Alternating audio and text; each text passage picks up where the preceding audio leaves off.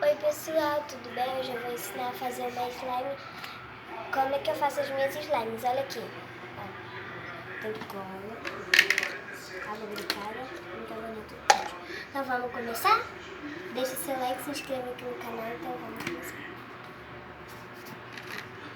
Você vai primeiro colocar a cola.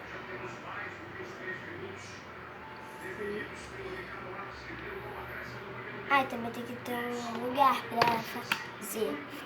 Não pode fazer direto na mesa, no chão, só se você quiser. Aí você pega água barricada, coloca ela em gotinha pequenininha, porque tem muito. Aí coloca, mexe, mexe, mexe. Aí se fica assim, aí coloca um cabelo até ficar boa. Olha.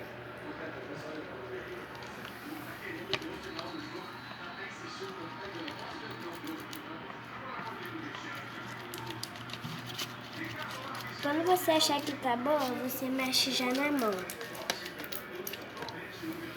Olha.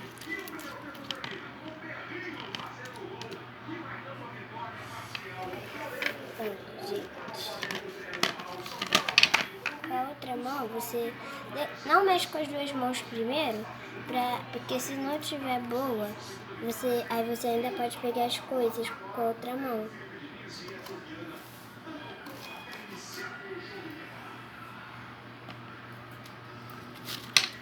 Aí, recapitulando, tem cola, bicarbonato, água boricada e bicarbonato de sódio. Olha, gente. Começa a descolar, né? Do fundo, né? Aí quando começar a descolar, você já pode brincar com ela. E, gente, tem gente que fala que bórax queima. Só queima quem tem alergia a bórax. E não é bórax que queima, é bicarbonato de sódio. Tchau, deixa o seu like e se inscreva no meu canal.